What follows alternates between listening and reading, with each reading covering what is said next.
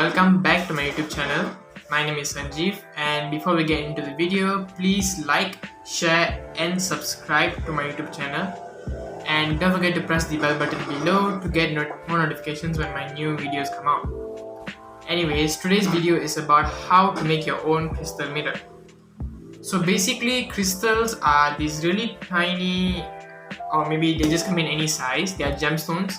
They are useful when used correctly, but when you want to look for decorations, they also come in handy because they look nice, small, or they're big. Anyways, let's get right into the video about how I made my own crystal mirror. So to make a crystal mirror, you need actual crystals first of all. So I bought these 2 packets of crystals, but they didn't really come out as nice as I expected and they were too expensive, so I bought another packet of crystals. These new crystals they were much nicer, and to compare them, I would say the first crystals were too big and they were scratched up, so I knew they were fake.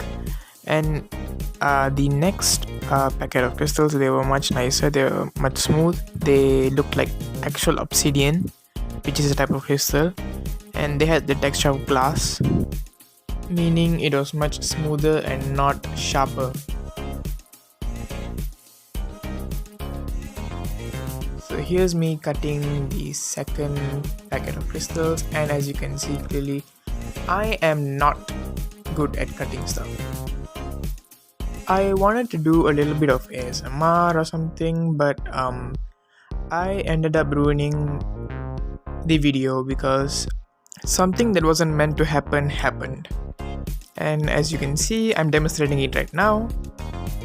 Yep, I literally dropped the crystals. They poured onto the table, poured onto the floor, and after almost 20 minutes of picking them up, finding them, crawling all over the floor, I collected them all. So it turns out that while I was cutting the bubble wrap, I cut the opening of the packet. The other one was safe though.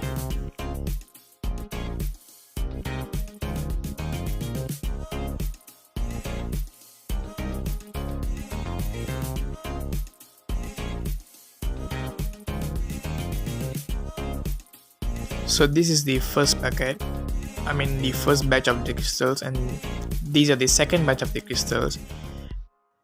And as you can see, the second batch has a larger quantity compared to the first one.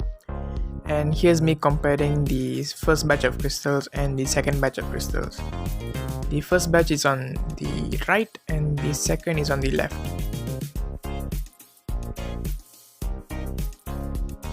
So the first batch of crystals are much coarser and they are much larger. They don't really look like crystals, they look fake. So these people thought they could trick me, huh? They look so fake. Fake.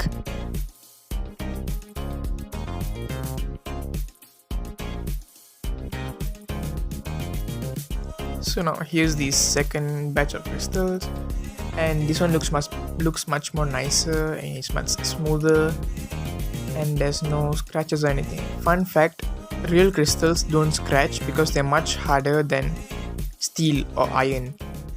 They are not supposed to get scratched or cut. You can test that using crystals at your house if you have any.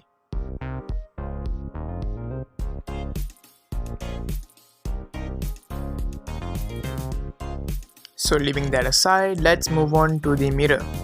So when I bought this mirror, I thought I was buying an actual mirror, but it turned out to be acrylic. How do I even say it? It's acrylic.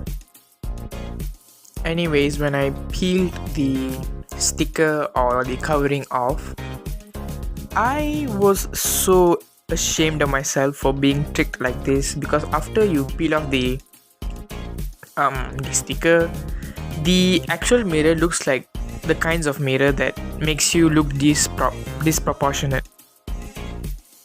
When you look closely into it, it makes you look more wider, but when you look farther away, it makes your face look longer. Anyways, I still had to deal with it. So the first step was to arrange the crystals around the edges of the mirror. This process is really taxing, but in the end it's really worth it because you need to know where crystals should be placed so that when they fall off, you'll know where they fall off, if they fall off.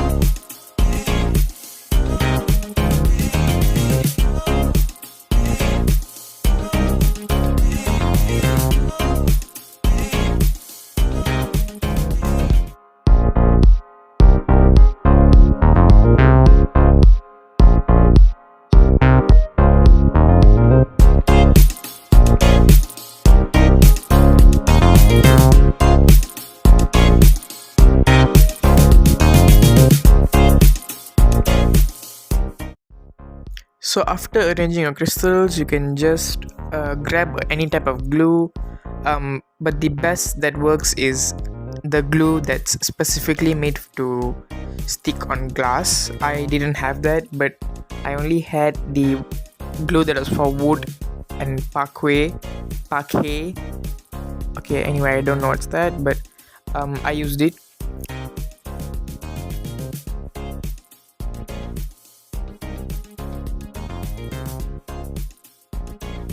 I used a little bit of the glue and swiped it across the crystal, and I just pasted it onto the mirror and waited for it to just dry, I guess.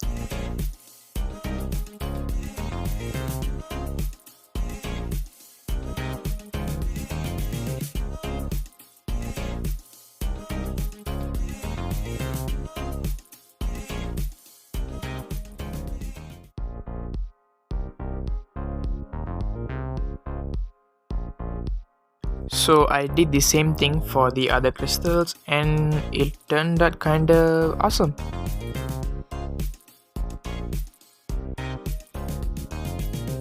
So this is the end result and I'm quite satisfied.